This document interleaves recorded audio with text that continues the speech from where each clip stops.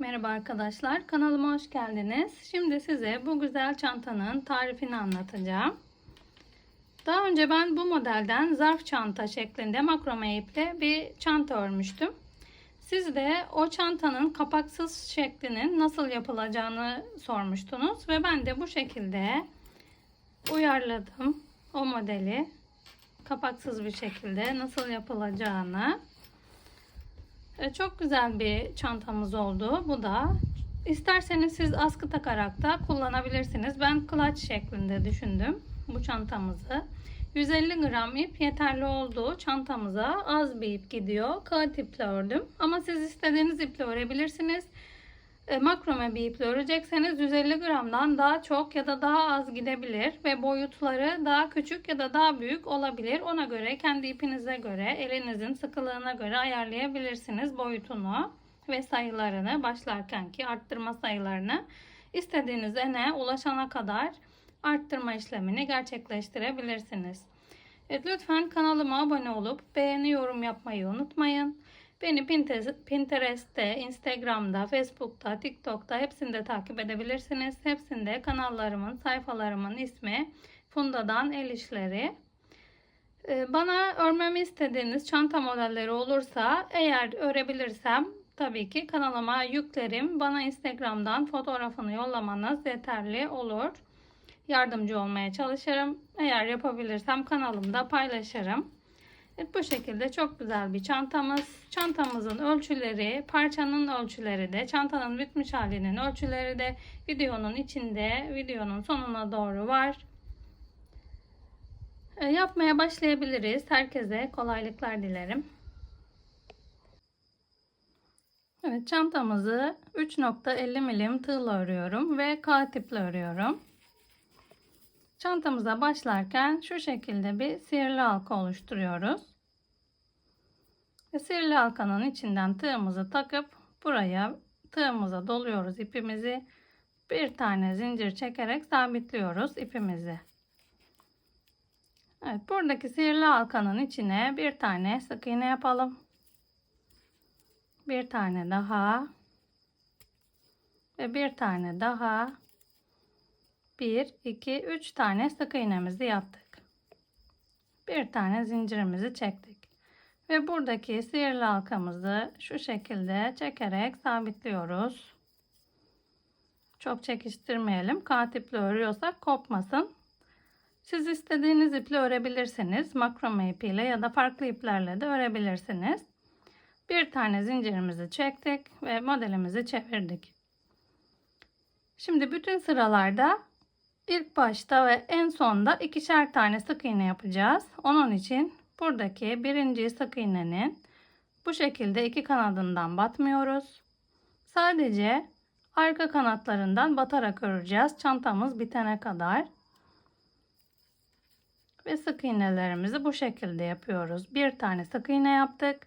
Aynı sık iğnenin içine bir tane daha sık iğne yaparak arttırmış oluyoruz burada.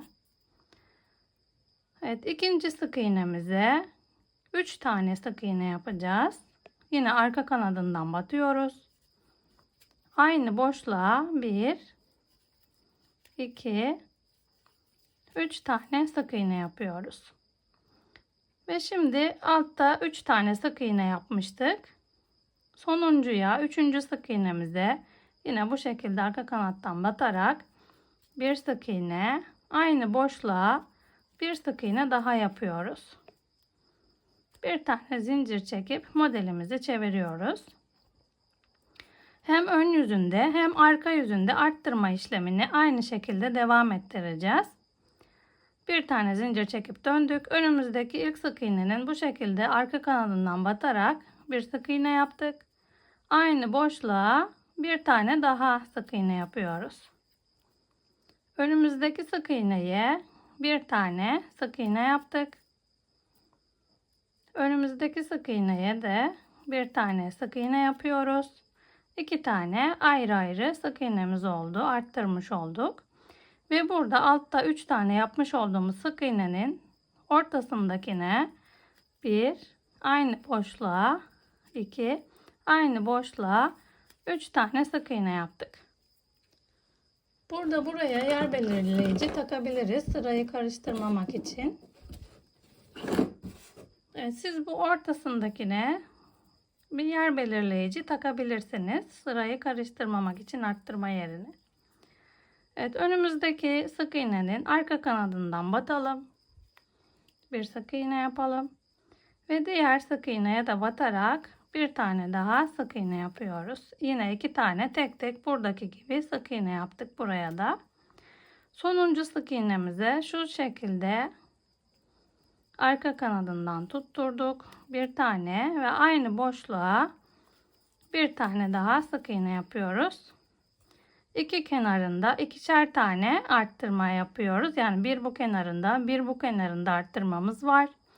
Bir de ortaya 3 tane sık iğne yaptığımız zaman bir bu kenarında, bir bu kenarında arttırmış oluyoruz. Her sırada başta ve sonda birer tane arttırıyoruz. Yani her sıra için ikişer tane artmış oluyor ördükçe. İşte birkaç sıra daha örünce daha iyi anlaşılır. Evet, burada 3 tane arttırmış olduğumuz sık iğnenin ortasındakine yer belirleyicimizi takalım şimdi. Karıştırmazsanız takmayabilirsiniz. Ve kenarda bir tane zincir çekip modelimizi çevirdik. Yine önümüzdeki ilk sık iğnenin arka kanadından batarak 2 tane sık iğne yapıyoruz buraya. Aynı boşluğa 2 tane sık iğnemizi yaptık. Önümüzdeki sık iğneye bir tane sık iğne, diğerine de bir tane sık iğne. Bu yer belirleyicisine kadar arka kanadından batarak birer tane sık iğne yapıyoruz. Yer belirleyicisinin olduğu yerde arka kanadından batarak 3 tane aynı boşluğa sık iğne yapıyoruz. 2, 3. Ve bu 3 tane yapmış olduğumuz sık iğnenin yine arttırma yapacağımız yerine ortasındaki sık iğneye yer belirleyicimizi taktık. Diğerlerini hepsini birer tane batarak kenara kadar arka kanadından sık iğne yaparak örüyoruz.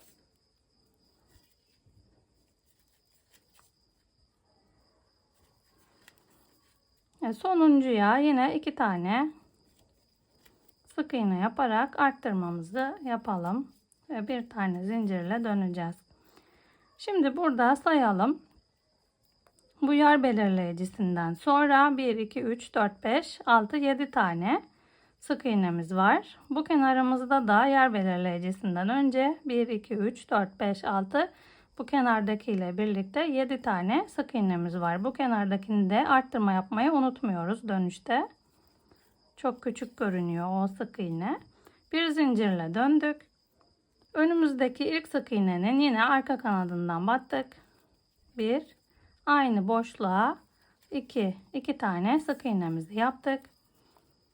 Önümüzdekilerin yer belirleyiciye kadar hepsine arka kanadından birer tane sık iğne yaparak arttırmamızı yaptık. Bu kenarımızda da bu şekilde.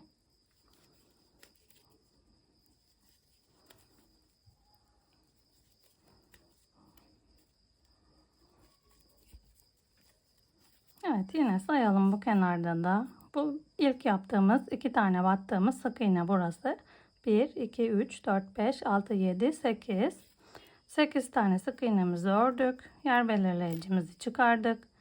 Arka kanadından batarak 3 tane sık iğne yapıyoruz buraya. 1, 2, 3. Ve yine ikinci yaptığımıza ortadakine yer belirleyicimizi takalım. Dönüşte burada arttırmamızı yapacağız. Bu arttırmayla birlikte 1, 2, 3, 4, 5, 6, 7, 8, 9 tane sık iğnemiz olmuş oldu. Şimdi burada da bir tane bu arttırmamızdaki sık iğneyi sayıyoruz. 1. Diğerlerini arka kanadından batarak tek tek 1, 2, 3, 4, 5, 6, 7. Bu kenardakine 2 tane batacağız. 8. Aynı boşluğa 9. Bir tane yine zincirimizi çektik ve modelimizi çevirdik. Önümüzdeki sık iğneye 1, aynı boşluğa 2 tane sık iğne yaptık. Önümüzdekilerin hepsini arka kanadından batarak birer tane yapıyoruz. 1, 2, 3, 4, 5, 6, 7, 8, 9, 10 tane sık iğne yaptık. Şimdi yer belirleyicimizi çıkardık. Buraya yaptığımız birinci arttırmayla 11 tane sık iğnemiz oldu. Aynı boşluğa 2 tane daha sık iğne yaptık. Buraya 1, 2, 3 tane sık iğne yapmış olduk. Ve ortasındakine yine yer belirleyicimizi takalım. Ve buradaki bu yer belirleyicisinden sonra sayıyoruz. 1, hepsine tek tek batalım gerisine. 2, 3, arka kanadından batarak birer tane sık iğnemizi yapalım. 4, 5, 6, 7, 8, 9 ve sonuncuya 2 tane yapacağız. 10. Aynı boşluğa 11. Bir zincirle dönüyoruz. Evet, bu şekilde ilerleyecek üçgenimiz. Çantamızın eninin ne kadar olmasını istiyorsak o boya ulaşana kadar arttırma işlemine devam edeceğiz. Her sırada, bu sırada 11 tane buraya kadar sık iğnemiz var. Dönüşte burada bu arttırmalarla beraber 13 tane sık iğne olacak. Burada yine 3 tane arttırmamızı yapacağız. Onun birisiyle beraber 13 tane sık iğne olacak. Bu kenar için de 13 tane olacak. Bu şekilde arttırmalara devam edeceğiz. 11, dönüşteki sırada 13, 15, 17. Bu şekilde ikişer ikişer her sıra için artmış olacak her sırada. Evet, enimiz ne kadar olsun istiyorsak o boya ulaşana kadar arttırma işlemini tekrarlayıp geliyoruz. Evet, parçamızın arttırma işlemi bitti. Bu kenarımızda 39 tane sık iğnemiz var. Bu kenarımızda da 39 tane sık iğnemiz var.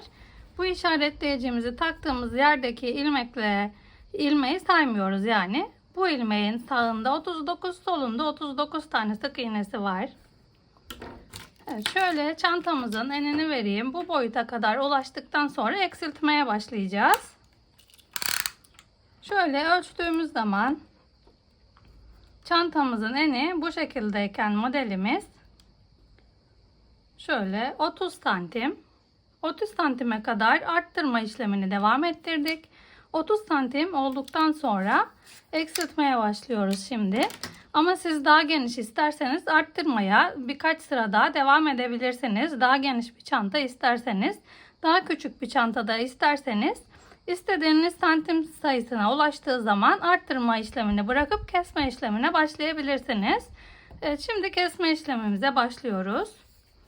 Bir tane zincir çekip modelimizi çevirdik.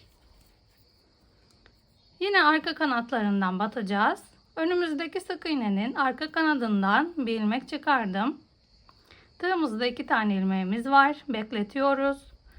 Diğer önümüzdeki sık iğnenin de yine arka kanadından batarak bir ilmek daha çıkardık. Bu 3 tane ilmeğin hepsini bir seferde örüyoruz.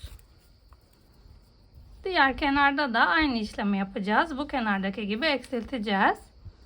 Şimdi sırayla önümüzdeki sık iğnelerin arka kanadından batarak hepsine birer tane sık iğnemizi yapalım. Diğer belirleyicimizin olduğu yere kadar hepsini arka kanadından batarak birer tane sık iğnemizi yapıp gelelim. Evet, diğer belirleyicisine kadar örüp geldik. Ben şöyle yüksekliğinin de ölçüsünü vereyim. Arttırmalarımızı 15 santim olana kadar arttırmışız. Ayrıca şuradaki delikleri de sayabilirim. 1, 2, 3, 4, 5, 6, 7, 8, 9, 10, 11, 12, 13, 14, 15, 16, 17, 18, 19. Bu sırayla birlikte 20 sıra olmuş yani ördüğümüz örgümüz. Ama sizin ipiniz daha kalın ya da daha ince olabilir. Onun için santim olarak hesaplarsanız daha iyi olur. Sıra olarak karışıklık olabilir. Daha geniş, daha büyük olmasın. Daha kısa olmasın sizinkisi. Santimine göre yaparsanız daha iyi olur. Evet, hepsine sık iğne yaptık. Birer tane arka kanadından batarak yer belirleyicimizin olduğu yere kadar geldik. Yine yer belirleyicimizin olduğu yere arka kanadından batarak 3 tane sık iğnemizi yapıyoruz. 1 2 3 3 tane sık iğnemizi yapıp yine ortadakine yer belirleyicimizi takıyoruz. Ve önümüze gelen bütün sık iğnelerin arka kanadından batarak birer tane sık iğnemizi yapacağız yine diğer kenara kadar. Evet, hepsine birer tane sık iğnemizi yapalım. Bu kenarda yine görüşelim. Burada eksiltmemizi yapacağız. Evet, kenara kadar örüp geldik. Şimdi burada yine eksiltmemizi yapacağız. Önümüzdeki sık iğnenin yine arka kanadından bir ilmek çıkardık. Ve diğer sonuncu sık iğnemizin de arka kanadından bir ilmek çıkarıyoruz. Bu ilmeğimizi de normalde her sırada arttırma yapmıştık. 2 tane batarak. Ama şimdi artık eksiltme işlemini yapıyoruz. Bir ilmek çıkardık. Üçünü bir örerek eksiltme işlemimizi yaptık. Şimdi bu sırada arttırma yapsaydık buradaki sık iğne sayımız 41 olacaktı. Ama arttırma yapmadığımız için burada bir tane arttırmış olduk. Ortada arttırmaya devam ediyoruz. Burada bir tane eksilttiğimiz için artma olmadı. İlmek sayımız yine 39 tane kaldı. Aynı alt sırayla aynı. Bir arttırma yaptığımız için ortada. Şimdi bir sık iğne çekip modelimizi çevirdik.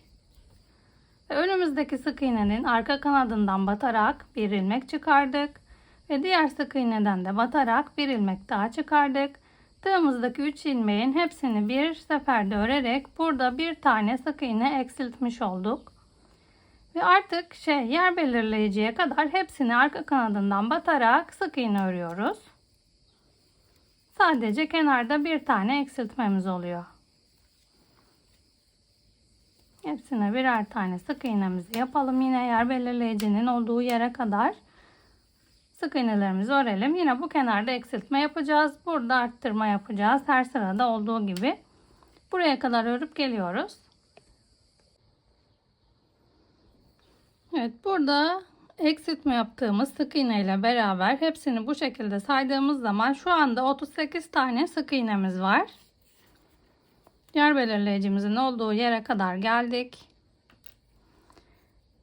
Ve burada yine 3 tane batarak aynı sık iğnenin arka kanadını arttırmamıza devam ediyoruz. Bu sık iğne ile beraber 39 tane sık iğnemiz oldu yine. 1 2 3 tane sık iğnemizi yaparak orta kısımda arttırmaya devam ediyoruz. Kenar kısımlarda eksiltmemizi yapıyoruz. Şimdi burada bir tane sık iğnemizi bu kenarda sayacağız. Burada arttırma yaptığımız 1 ve bütün sık iğnelerin arka kanadından batarak sık iğnelerimizi yapıyoruz. 2 3 4 Evet, hepsine birer tane batarak bu kenara kadar örüp geliyoruz. Evet, 38 tane sık iğnemizi ördük. Kenara kadar. Burada önümüzdeki sık iğnenin arka kanadından bir ilmek, diğer sık iğnenin arka kanadından bir ilmek çıkarıyoruz. Üçünü bir seferde örüp eksiltmemizi yapıyoruz. Bu sık iğnemizle beraber 39 tane sık iğnemiz oldu bu kenarda da. Bir zincir çekip dönüyoruz. Yine önümüzdeki sık iğnenin arka kanadından bir ilmek, diğer sık iğneden bir ilmek, 3 ilmeğimizin hepsini bir seferde ördük ve bunu bir sık iğne diye sayıyoruz. 1 2 3 hepsini arka kanadından batarak birer tane sık iğnemizi yapacağız yine. Bu şekilde arttırma yaptığımız yere kadar öreceğiz. Ve arttırma yaptığımız yerde 3 tane sık iğne yapıyoruz. Bu 3 sık iğnenin ortasındakine yer belirleyicisini takıyoruz. Sağındakini bu kenarda sayıyoruz. 39 tane sık iğnesi. Soluna dek geleni de bu kenar için örüyoruz. 39 tane sık iğne. Ve buraya geldiğimizde yine biraz önce anlattığım aynı eksiltmeyi buradan bir ilmek çıkaracağız. Buradan da bir ilmek çıkaracağız. Ve ikisini beraber üçünü 3 tane ilmeği hepsini bir seferde örüp eksiltmiş olacağız. Burada da 39 tane yine burada sık iğnemiz olacak. 39 tane burada sık iğnemiz olacak. Eğer fark ediyorsanız buradaki genişleme işlemimiz şu an durdu. Bu şekilde düzelmeye başladı modelimiz. Ve bu gördüğünüz gibi bu şekilde çizgi oluştu buralarda. Bu çizgi bu şekilde devam edecek yukarı doğru. Bu üçgenimiz hep böyle kalacak. Burada düzelme işlemi devam edecek. Yani bu şekilde uzamış gibi oluyor. Düz yeri uzamış oluyor. Sürekli üçgen üçgen ilerleyecek modelimiz. Evet, modelimizi istediğimiz uzunluğa gelene kadar örüp geleceğiz. Çantamızın boyu ne kadar olsun istiyorsak o boya ulaşana kadar örüp geleceğiz. Evet, bu şekilde örelim. 39 sık iğne burada. Sıra başlarında birer tane eksiltiyoruz. Hiç sayımız artmayacak ve eksilmeyecek. Hep 39 tane öreceğiz bu kenarları.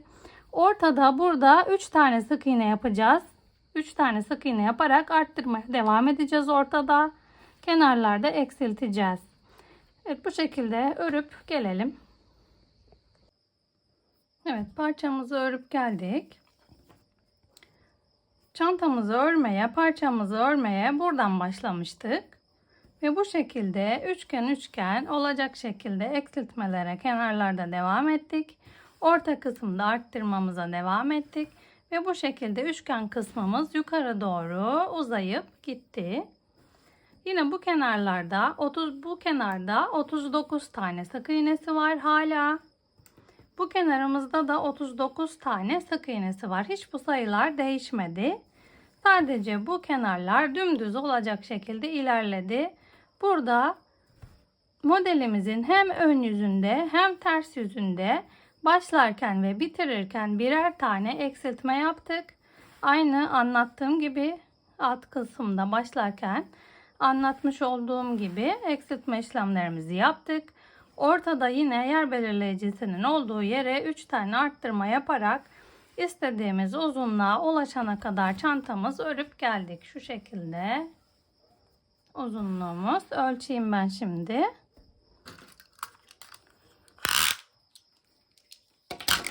Şöyle ölçtüğümüz zaman 35 santim olana kadar örüp gelmişim ben. 35 santim uzunluk benim için yeterli. Eni de başlarken burada ölçmüştük zaten. Alt kısımda 30 santim. Eni hala 30 santim, bir değişiklik yok.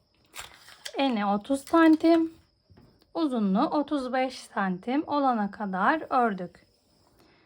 Şimdi bu parçamızı, bu üçgen kısmını dikdörtgene çevireceğiz bu parçamızı. Üçgen kısmını nasıl dikdörtgene çevireceğim? Buradan ve buradan örmeye devam edeceğim. Döne döne burayı bitireceğim önce.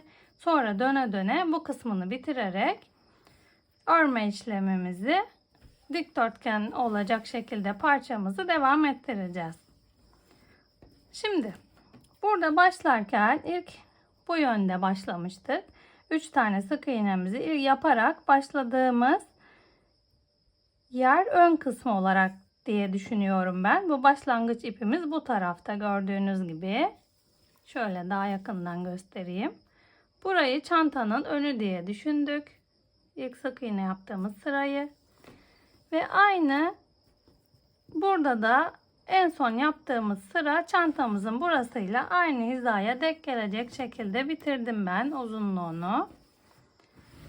Şöyle sayalım isterseniz kaç sıra olmuş. Buradaki bu çizgileri ikişer ikişer sayacağım şimdi. 2, 4, 6, 8, 10, 12, 14, 16, 18, 20, 22, 24, 26, 27, 26, 28, 30, 32, 34, 36, 38, 40, 42, 44, 46, 48. 48 sıra örmüşüz başlangıçtan beri. Buradaki ilk yaptığımız 3 tane sık iğne ile beraber 49 tane sık iğne sıramız olmuş. Eğer sıra olarak da söylememi isterseniz bu şekilde. Evet, şimdi yine 39 tane sık iğnemizi yaptık ve burada bir tane eksiltmemizi yaptık ve bir tane zincirimizi çektik ve şimdi döneceğiz. Modelimizi çevirdik ve burada aynı kesme işlemine devam ediyoruz. Önümüzdeki ilk sık iğnenin arka kanadından bir ilmek, diğerinden de bu şekilde yine bir ilmek, tığımızdaki 3 sık iğnenin 3 tane ilmeğin hepsini bir seferde örerek buraya bir tane sık iğne yaptık. Ve önümüzdeki sık iğnenin yine arka kanadından batıyoruz. Hepsine birer tane bu şekilde sık iğnemizi yapalım. Sıranın sonuna kadar, bu yer belirleyicisinin olduğu yere kadar, burada 2 tane ilmek kalana kadar örüp geliyoruz. Hepsine birer tane sık iğnemizi yapalım buraya kadar. Burada görüşelim. Evet, buradaki ilk yaptığımız kesmeli sık iğne ile beraber 37 tane sık iğne yaptım bu kenarda. Ve yer belirleyicimizin olduğu yer burasıydı. Normalde burada arttırma yapıyorduk. Ama artık burayı üçgen bir şekilde öreceğim için burada arttırma yapmıyoruz. Ve bu yer belirleyicisinden önce 1-2 tane sık iğnemiz kaldı. Şöyle göstereyim. Onlarda da eksiltme yapacağız şimdi. 37 tane sık iğnemizi yaptık. Yine burada arka kanadından taktık, bir ilmek çıkardık. Ve diğerinden de takarak bir ilmek daha çıkardık. 3 tane ilmeğin hepsini bir seferde örerek eksiltme işlemimizi yaptık. Bir tane zincir çekip modelimizin arka yüzünü çeviriyoruz.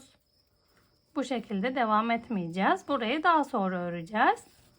Bir tane zincir çekip döndük. Önümüzdeki sık iğneden bir ilmek aldık. Diğer sık iğneden bir ilmek daha aldık. Ve üçünü bir seferde ördük.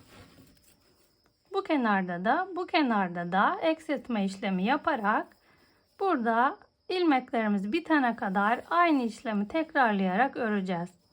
Şimdi sıradaki sık iğneden yine arka kanatlarına batarak örüyoruz. Birer tane hepsine sık iğnemizi yapmaya devam ediyoruz. Diğer kenara gelene kadar bu şekilde hepsine birer tane batarak örelim arka kanadından. Burada 2 tane sık iğnemiz kalana kadar örüp gelelim. Evet, eksilttiğimiz sık iğne ile beraber 34 tane sık iğne örüp geldik. Ve bu kenarda yine eksiltme işlemi yapacağız. Önümüzdekinden bir ilmek aldık. Ve en sonuncu kenardakinden bir ilmek aldık. Ve tığımızdaki 3 ilmeği hepsini bir seferde ördük. Bir tane zincir çekip modelimizi çevirdik yine. Önümüzdekinden bir ilmek aldık. Diğerinden de bir ilmek aldık. Ve üçünü bir seferde örerek bir eksiltme daha yaptık. Aradakilerin hepsini arka kanadından batarak sık iğne öreceğiz. Yukarı kadar aynı şekilde örüp geleceğiz. Arka kanadından batıyoruz. Yine burada 1-2 tane sık iğne kalana kadar bu şekilde sık iğnelerimizi örüp geliyoruz. Evet, eksiltme ile beraber 32 tane sık iğnemizi ördük. Ve yine önümüzdeki 2 ilmeği eksilteceğiz. Bundan bir ilmek aldık. Diğerinden de bir ilmek aldık. Üçünü bir seferde örerek eksiltme işlemimizi yaptık. Bir zincir çekerek modelimizi çevirdik. 32. Bu eksiltme ile beraber 33 tane sık iğnemiz oldu. Bu kenarda da bir zincirle dönmüştük. Önümüzdeki sık iğneden bir ilmek, diğerinden de bir ilmek alarak üçünü bir seferde ördük ve eksiltme işlemimizi yaptık burada da. Önümüzdeki sık iğnenin arka kanadından batarak örüyoruz. Hepsine birer tane sık iğne. Yine düz kenara gelene kadar, buraya gelene kadar bu şekilde hepsini arka kanadından batarak birer tane sık iğnemizi yapalım. Burada 2 tane sık iğne kalana kadar sık iğnelerimizi yapıyoruz. Burada yine eksiltme işlemimizi yaparken görüşelim. Evet, yine birer tane battık ve 30 tane sık iğnemiz oldu. Buradaki eksiltme ile beraber 30 tane sık iğnemizi ördük. Burada kenardaki 2 tane ilmeğimizi eksiltiyoruz yine. Bu şekilde bir ilmek daha çıkardık. Eksiltme işlemimizi yaptık. Bununla beraber 31 tane sık iğnemiz olmuş oldu. Yine bir zincir çektik ve modelimizi çevirdik. Tekrar aynı işlemi tekrarlayacağız. Eksiltiyoruz. Hemen ilk başta eksilterek başlıyoruz. Bunu 1 diye sayıyoruz. 1 2 3 diyerek diğer kenara kadar birer tane sık iğne yapalım hepsine. Ve burada 2 tane kalana kadar sık iğnemiz, yine bu şekilde sık iğnelerimizi örüp gelelim. Evet, 28 tane sık iğnemizi ördük. Şimdi sondaki 2 sık iğneyi bu şekilde bir ilmek çıkarıp diğerinden de bir ilmek çıkarıp üçünü bir seferde örüyoruz. Yine bir zincirle döneceğiz. Bu eksiltmemizle beraber 29 tane sık iğnemiz oldu. Şimdi geriye döndüğümüzde yine 2 tanesini eksilterek başlayacağız. Ve 26 tane sık iğne yapıp burada eksilttiğimizde 27 tane sık iğnemiz kalacak. Bu şekilde eksiltme işlemlerimize devam ederek burayı bitireceğiz. Burada hiç sık iğnemiz kalmayana kadar iki kenarlardan eksilterek bu köşemizi oluşturmaya devam edeceğiz. Burada 7 tane sık iğnemiz kalana kadar eksilttik. Köşeyi beraber oluşturalım. Yine bir tane zincirimizi çektik. Hem bu kenarda eksiltiyoruz hem bu kenarda eksiltiyoruz. Modelimizi çevirdik. Ve yine sık iğnelerin arka kanadından batarak bir ilmek çıkardık. Diğerinden de bir ilmek çıkardık. Tığımızdaki 3 ilmeğin hepsini bir seferde ördük. Bunu bir sık iğne diye saydık. 1. Hepsinin arka kanadından batıyoruz. 2 3 4 tane sık iğne oldu. Ve burada son 2 tane sık iğnemizi eksilterek örüyorduk. Yine devam ediyoruz eksiltme işlemine. Yine bir zincir çektik ve modelimizi çevirdik. Yine burada da eksiltmeye devam ediyoruz.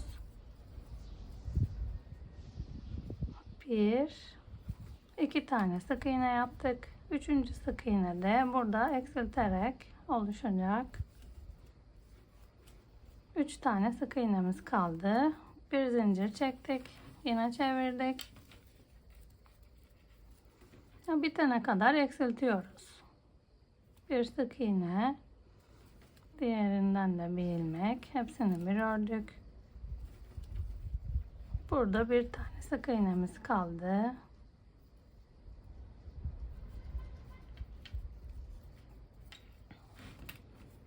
Evet, köşemizi bu şekilde oluşturduk. Keselim burada ipimizi.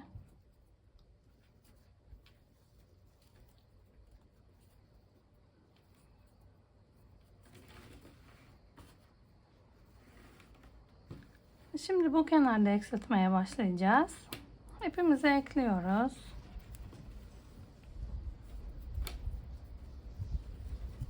Şöyle modelimizi çevirelim.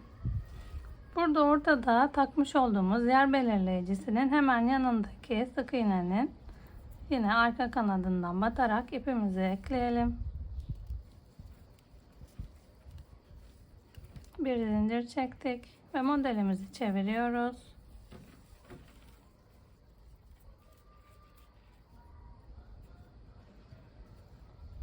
Burada önümüzdeki sık iğnenin yine arka kanadından bir sık iğne ilmek çıkardık. Diğerinden de bir ilmek çıkardık. Üçünü bir seferde eksilttik. Ve öbür sık iğnelerin hepsinin arka kanadından batarak birer tane sık iğne yapacağız. Diğer kenara gelene kadar.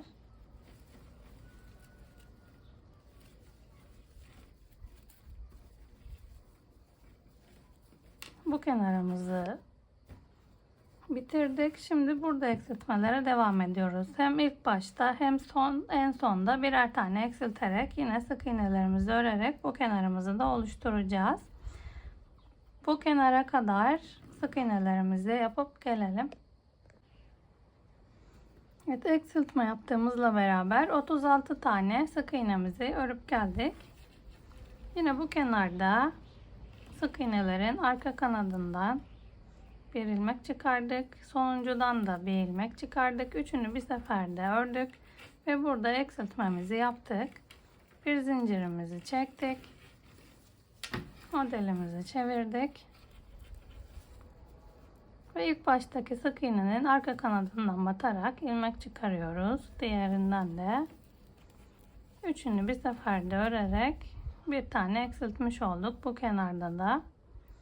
Ve hepsinin arka kanadından birer tane sık iğnelerimizi yapmaya devam edeceğiz. Diğer eksiltme yerine gelene kadar. Evet, buraya kadar eksilterek buraya kadar sık iğnelerimizi örelim. Burada eksilteceğimiz zaman görüşelim. 34 tane sık iğnemizi yaptık. Ve sonda yine eksiltmemizi yapıyoruz. Arka kanadından bir ilmek. Sonuncu sık iğneden de bir ilmek. Üçünü bir seferde ördük. Bir zincir çekip çeviriyoruz yine. Ve önümüzdeki sık iğnenin arka kanadından bir ilmek. Diğerinden bir ilmek. Hepsini bir seferde ördük. Ve bütün sık iğnelerimize birer tane diğer kenara gelene kadar sık iğnemizi yapıyoruz. Evet, kenara gelene kadar sık iğnemizi yapıp gelelim. 32 tane sık iğnemizi yaptık. Yine bu kenarda eksiltmemizi yapıyoruz. 33 tane sık iğnemiz oldu. Eksiltmemizle beraber bir tane zincir çektik. Modeli çevirdik. Yine eksilterek başlıyoruz.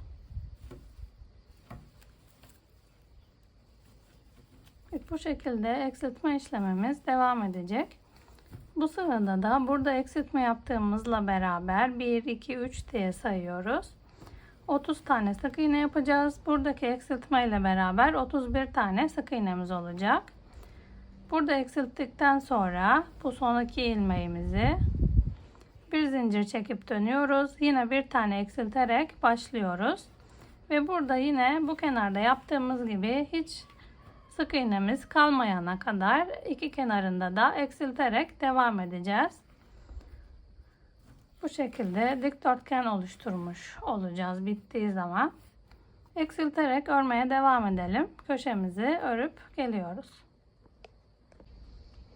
Evet, yine köşemize kadar iki kenarından eksilterek modelimizi ördük. Bir tane zincir çekiyoruz. Yine ters yüzünü çeviriyoruz.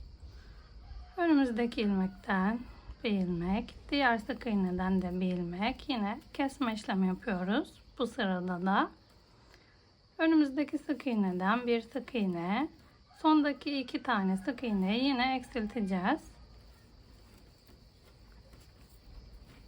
Bir zincir çekip modelimizi çevirdik.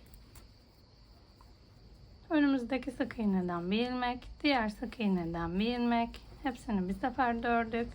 Ve bir tane sık iğnemiz kaldı burada. Onu da normal sık iğne olarak örüyoruz. Ve ipimizi kesiyoruz. Evet, bu şekilde dikdörtgen bir parça oluşturduk. Ortadaki ilmeğimiz burada. Artık yer belirleyicimizi çıkaralım.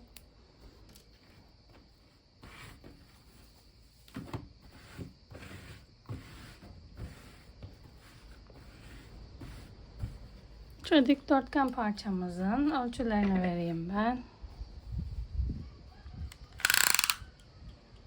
Dikdörtgen parçamızın uzunluğu 35 santim oldu. Şöyle elimizde 30 santim enimiz var. 35 santim uzunluğu var. Şimdi kat iple ördüğüm ipleri ütülüyorum ben. Bu parçamızı ütüleyelim. Buradaki fazlalık uçlarımızı çantanın buradaki sık iğnelerinin arasından geçirerek uçlarımızı kaybedelim ve fazlalık uçlarını keselim. Daha sonra birleştirme işlemiyle görüşeceğiz. Evet, şimdi kenarlarını birleştirelim. Şu şekilde halkamızı yapıp tığımızı içinden geçirip bir kez ilmeğimizi alıyoruz ve sıkıştırıyoruz ucumuzu. Ve parçamızın hangi yönü size daha düzgün gelirse o yönünü ön yüzü olacak şekilde birleştireceğiz. Yani ters yüzünü hangi yüz yapacaksanız orası dışa gelecek. Ben burasını ters yüzü olarak düşündüm. Burasını ön yüzü olarak düşündüm. Başlangıç yerimiz bu taraftaydı. Daha düzgün görünüyor böyle. Ve burayı bu şekilde katlıyoruz. Burası ters yüzü, yani ters yüzünden birleştireceğiz. Şöyle ipimizi şuradan köşeden takalım tığımızı sık iğnemizden. Ve diğer karşısına denk gelen sık iğneden de geçiriyoruz. En son burada yapmış olduğumuz sık iğnemizden köşedeki. Ve ipimizi burada oluşturmuş olduğumuz ilmeği tığımızdan geçirip ikisini bir ön yüze doğru çekelim. Yukarı doğru yani çekelim. Bir tane zincirle sabitliyoruz. Bu ucumuzu da içinden yürütebiliriz. Ve aynı burada ekleme yaptığımız yerden iki karşılıklı denk gelen iki sık iğneden beraber tığımızı yine takıyoruz. İlmeğimizi çıkardık ve sık iğne olarak birleştiriyoruz. Önümüze denk gelen bütün bu önümüzdeki boşluklara batarak karşıdaki ilmeklerle beraber sık iğne yapacağız ve birleştireceğiz kenar kısmını. Evet, önümüze denk gelen herhangi bir sık iğnelerden geçiriyoruz. Sık iğne yapıyoruz.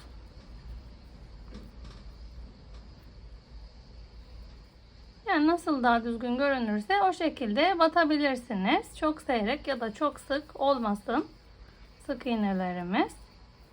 Sabitlemek için düzgünce ayarlıyoruz iki kenarı karşılıklı tek gelen ilmeklerden. Sık iğne şeklinde birleştireceğiz.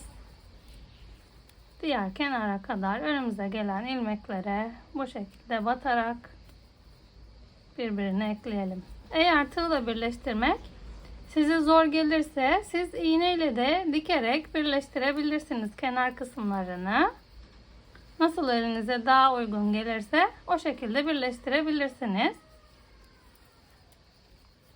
Evet, bu şekilde köşeye kadar sık iğnelerimizi yapalım.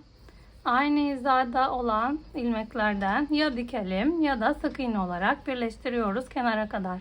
Eğer biraz daha çantanın içinin boş olmasını istiyorsanız bu kenar kısmı için sık iğnelerden oluşan 5-6 tane sık iğne ile başlayıp şerit şeklinde bir şey örüp onu da buraya dikebilirsiniz. Daha geniş olur kenar kısımları eğer öyle kullanmak isterseniz. Sık iğnelerimizi yapıp gelelim şimdi. Evet, kenara kadar birleştirdim. Burada en sonda da yine bir tane bu kenar kısmındaki sık iğneden tutturarak bir tane sık iğnemizi yapalım. Bir zincir çekip ipimizi kesiyoruz artık. Bu ucumuzu içinden yürüterek kaybedeceğiz. Burada sık iğnelerin içinden şu şekilde geriye doğru ilerleterek çantamızın iç yüzünde kaybediyoruz. Sık iğnelerin altından geçire geçire bu ucumuz bitene kadar ilerletiyoruz. Evet, karşı taraf için de yine halkamızı yapalım ve ilmeğimizi çıkaralım. Başlama şeklini burada da göstereyim. Aynı şekilde başlayacağız. Şu şekilde yine karşılıklı denk gelen ilmeklerden köşedekinden geçirelim tığımızı. Halkamızı taktık ve bu şekilde çıkarıyoruz. İkisini bir yapıyorduk. Pardon, karşısındakiyle beraber şu şekilde tam nasıl düzgün gelecekse hangisine ona göre takabilirsiniz siz de. Bu ilmeğimizi ikisinden bir çekiyoruz. Bir tane zincirle sabitledik.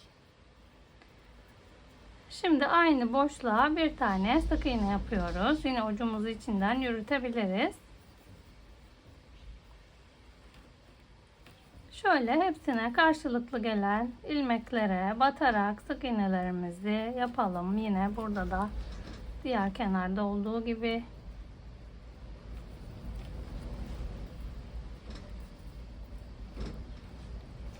Evet, bu kenarımızı da birleştirip gelelim. Birleştirdikten sonra çantanın ön yüzünü çevirebiliriz. Evet, iki kenarlarını birleştirdik sık iğne ile bu şekilde. Şimdi çantamızın ön yüzünü çevirelim. Şu köşelerden tutup içe doğru ittiriyoruz. Ve ön yüzümüzü çeviriyoruz.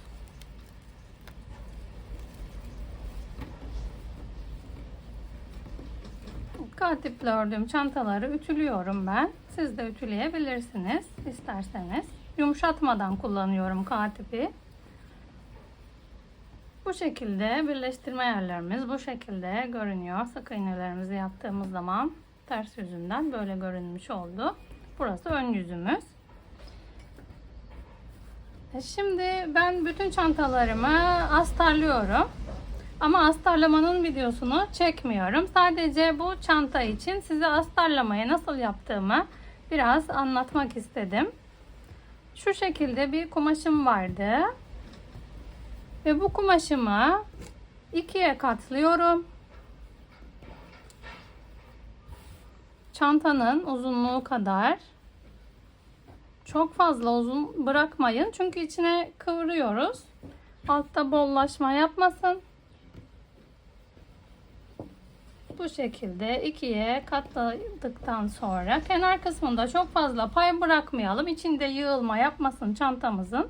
Bu katlama yerini de tam hizalayalım çantamıza. Çok fazlalık olmasın. Evet, bu şekilde hizaladık. Kenarda bir parmak fazlalık yeterli. Çok fazla bırakmayın. İki kenar için de geçerli. Şimdi burada burası zaten kumaşımızın kenar kısmıydı. Burada tek katını şöyle keseyim. Üstteki katımız zaten kumaşın kenar kısmıydı. Şimdi buradan kesiyorum biraz. Bir parmak kadar dışarıdan kesiyorum. Bu kadar yeterli. Çok fazla pay bırakmayın. Kumaş israf olmasın, yani yabana gitmesin, içinde katlanmasın çok. Evet, şimdi de ağız kısmını kesiyorum.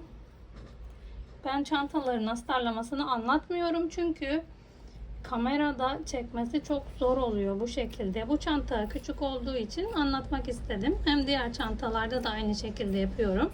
Size de bir fikir olsun diye bu şekilde kumaşımızı kestik. Çantamızın ölçülerinden bir parmak fazla, altı tam olacak şekilde. Ağız kısmında biraz fazlalık bıraktık. Ben bazı çantaları fermuarlıyorum. Bazılarına fermuar kullanmıyorum. Onun için direkt bu şekilde kıvırarak kumaşı buna dikebilirsiniz. Fermuar kullanmayacaksanız. Kullanacaksanız da önce kumaşı dikip sonra fermuarı dikseniz de olur. Önce kumaşa fermuara dikip ikisini bir çantaya dikseniz de olur. Öyle daha kolay oluyor.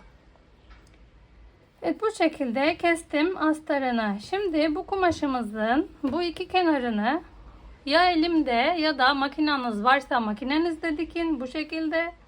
Makineniz yoksa elinizde, ters yüz olduğu için çirkin dikmenin bir önemi yok. Elinizde bu şekilde sağlam bir dikiş yapabilirsiniz. Daha sonra kumaşınızın ön yüzünü çevirirsiniz ve çantanın iç yüzüne doğru bunu kıvırarak bu şekilde çantanın içine koyup, hepsini anlatmamak için şöyle bir özet geçeyim sadece. İki kenarının dikili olduğunu düşünün şu an kumaşımızın. Evet, bu alt kısmını burada dışına taşmayacak şekilde, çantamızın ön yüzünde görünmeyecek şekilde çantanın içine bu şekilde sabitliyoruz. Fazla olan yeri böyle çantamızın tersine doğru, görünmeyen kısmına doğru ittiriyoruz fazlalık uçlarını. O kadar aynı hizadan kestik. Gördüğünüz gibi hala fazlalığımız var. Onun için çok pay bırakmayın keserken. Evet, bu şekilde içe doğru ittireceğiz fazlalık uçlarını. Görünmeyecek ön yüzünde. Biraz alttan dikeceğiz. Bir parmak kadar aşağıdan dikiyoruz. Buradan görünme yapmasın diye. Ve isterseniz bunu diktikten sonra fermuar dikin. İsterseniz bu şekilde fermuarı, şöyle fermuarımı da göstereyim ben size. Şöyle kıvırıp fermuarımızı buna yerleştirip bu şekilde de çantanın ağız kısmına dikebilirsiniz. Yine iç kısmında kalacak bu payda, bu payda. Bu şekilde dikebilirsiniz. Şimdi ben fermuarımızı dikeyim, çantamızı ütüleyeyim, astarımızı dikeyim ve çantamızın bitmiş haliyle görüşelim. Şimdi ağız kısmına nasıl diktiğimi fermuarı anlatayım. Astarımıza fermuarımızı bu şekilde diktim. Ve astarımızın iki kenarını da dikmiştim bu şekilde. Ters yüzünde kaldı, iç yüzünde. Astarımızı yerleştirdik. Fermuarımızı iğneledik. Bir parmak kadar altından modelimizin. Şimdi şöyle kenardan başlayacağım dikmeye. Bu iğnelerin hizasından dikmeye çalışacağım. Şöyle iç yüzünden dış yüzüne doğru ipimizi çıkaralım. Ve bu şekilde bir sık iğne geriden batarak yine fermuarla birlikte çantamızın iç yüzüne doğru iğnemizi çıkarıyoruz. Ve bir sonraki sık iğnenin olduğu boşluktan, şuradan biraz önden şöyle çıkarıyoruz iğnemizi. Her yere dolaşacak. Çok zor oluyor astarlamasının anlatması. Onun için anlatmıyorum her çantada. Sadece bunu da göstermek istedim. Çıkardığımız yerden bir geriye doğru batarak bir telini de tuttursak olur sık iğnenin. Yine çantanın iç yüzüne doğru çıkaracağız. Elde makine dikişi yapıyoruz. Yani bu dikişin ismi elde makine dikişi. Ama siz farklı şekilde de buradan bu şekilde iki karşılıklı da dikerek de birleştirebilirsiniz. Nasıl elinize daha uygun gelirse. Ben dikiş makinesinde hiç denemedim K tipi.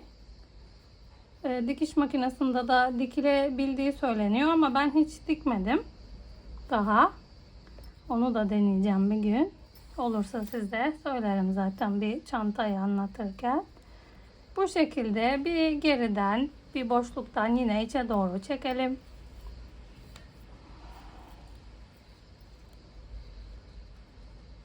K tipine en yakın iple dikiyorum. Şimdi hayalet iple de dikilse oluyor ama çok zor. Ben biraz zorlanıyorum. Hayalet ipi dikerken görmekte zorlandığım için ve çok dolaşıyor. Ben çok hoşlanmadım hayalet iple dikmekten.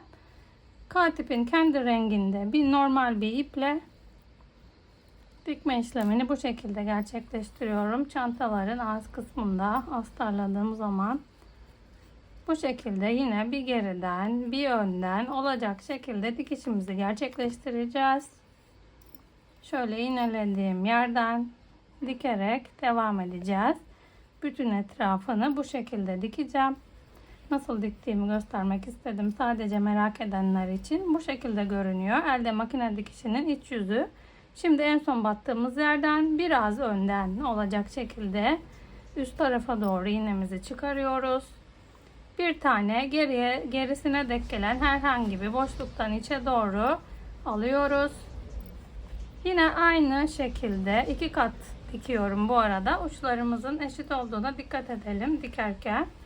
Yine biraz önden batarak üst yüze doğru çıkacağız. İpim dolaştı. Şu an sizi de oyalamayayım ayırmak için. Evet, anladığınızı düşünüyorum.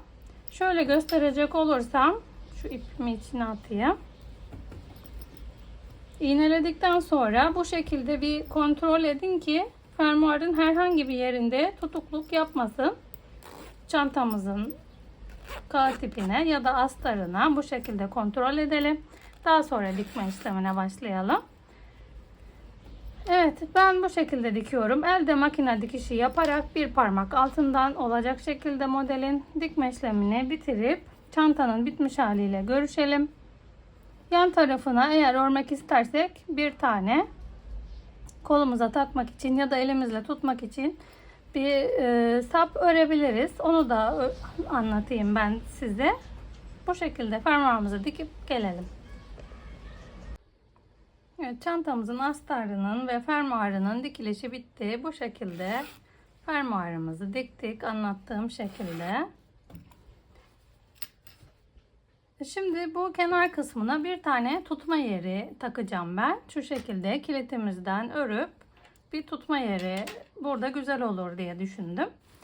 Yalnız şu anda ölçülerini vereyim ben çantanın. Evet, diktikten sonra çantamızın eninin ölçüsü 29 santim oldu. Şu şekilde yüksekliğini de ölçtüğümüz zaman 17 santimde yüksekliği oldu çantamızın. Gayet kullanışlı bir çantamız oldu. Evet, şimdi kenar kısmına öreceğimiz sapının tarifini anlatmaya geçebilirim. Şöyle ipimize bir halka oluşturalım. Ve bir tane ilmekle buraya kilitimizi sabitleyelim. Şimdi bu şekilde zincir çekeceğim buraya. 3, 4, 5, 6, 7, 8, 9, 10, 11, 12. Bu şekilde zincir çekip geliyoruz. Ben ölçeceğim. Ne kadar çektiğimin ölçüsünü size söyleyeceğim. Şimdi 45 tane zincir çektim. Şu şekilde ikiye katladığımız zaman şöyle yan tarafına tuttuğumuzda şu kadar yüksekliği benim için yeterli. Evet, 45 tane zincirimizi çektik. İsterseniz santim olarak da ölçüsünü vereyim. Şöyle.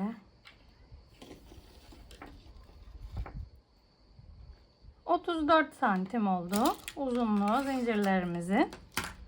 Şimdi ben buraya zincirlerimizin üstüne bu şekilde önümüzdeki zincirin şöyle çevirdiğimiz zaman şu yanlarda görülen orta kısımdaki çizgilerden, ilmeklerden bu şekilde sık iğneler yapacağım.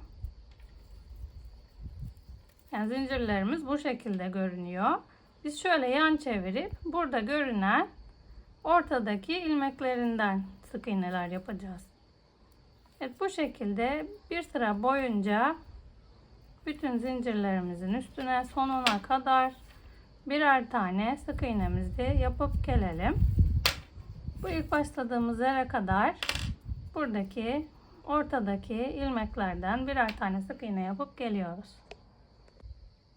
Evet, sona kadar sık iğnelerimizi yaptık. Bu şekilde hepsine birer tane sık iğnemizi battık. Şimdi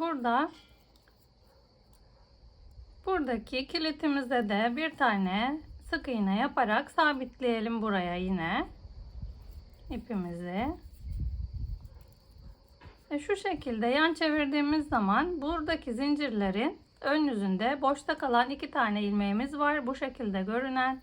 Şimdi bu ilmeklerin hepsine batarak birer tane, şu ilk baştakinden başlayalım. Birer tane kaydırma yapacağım. Bu şekilde tığımı ilmeğime geçiriyorum. Tığımın içinden çıkarıyorum. İlmeğimi aldım. Bu ilmeğin içinden geçirdim. Kaydırma oluyor bu modelin ismi. Bu şekilde kaydırmalarımızı yapıyoruz. Bütün sık iğnelerin tepesine birer tane kaydırma yapıp modelimizi bitireceğiz. Evet, kaydırmalarımızı bu şekilde bir sıra boyunca buraya kadar yapıp gelelim.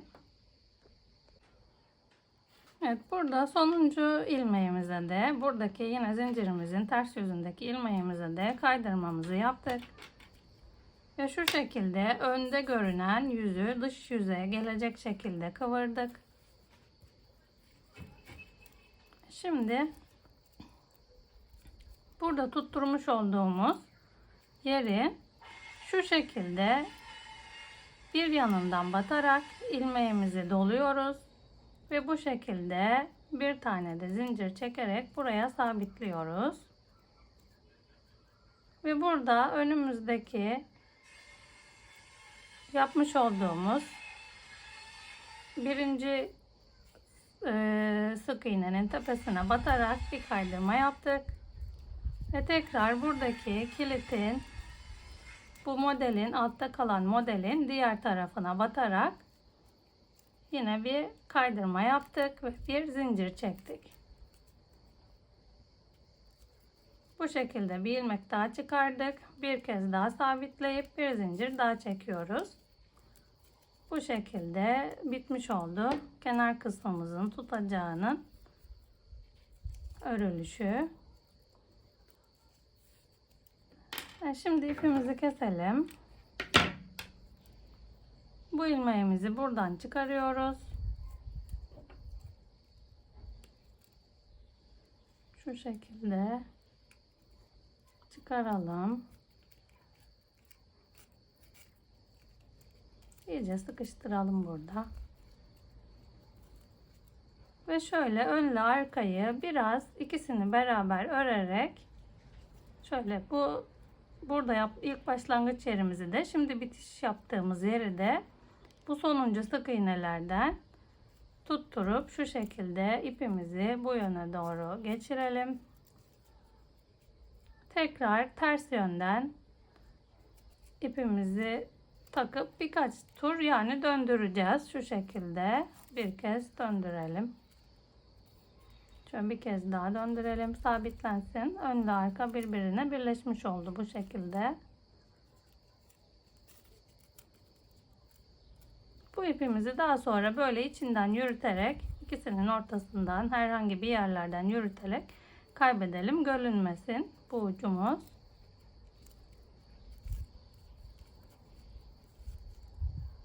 Evet, şimdi diğer kenara doğru geçiş yapıyoruz. Şöyle yine kenar kısmındaki sık iğnelerden tığımızı taktık. Bundan da takıyoruz. Ve buradaki ipimizi ikisinden beraber yine bu yöne doğru çektik.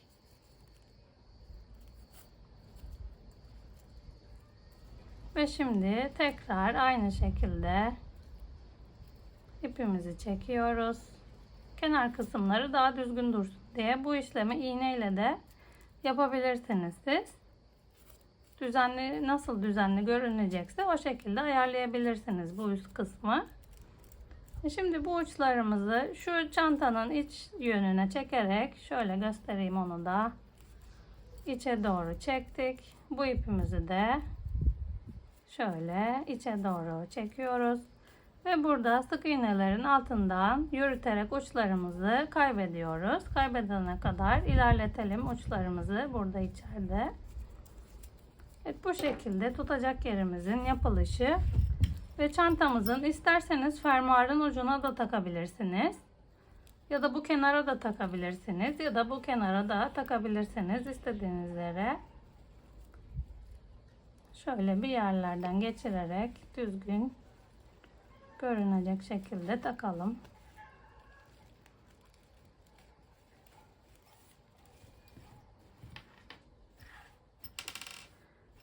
Evet, bu şekilde takıyoruz. Evet, uçlarımızı kaybedip çantanın bitmiş haliyle görüşelim. Evet, çantamızı bitirdik. Fazlalık uçlarımızı temizledik. Evet, bu tutacak yerimizi de buraya astık. Çantamıza 150 gram ip gitti. Gayet az bir iple çok güzel bir çantamız oldu. Evet, bu şekilde modeli çok güzel bir çantamız oldu. Evet, yapmış olduğum çanta tariflerimi beğeniyorsanız lütfen abone olmayı unutmayın. Ve beğeni yorumlarınızı bekliyorum. Yapacak olan herkese kolaylıklar dilerim.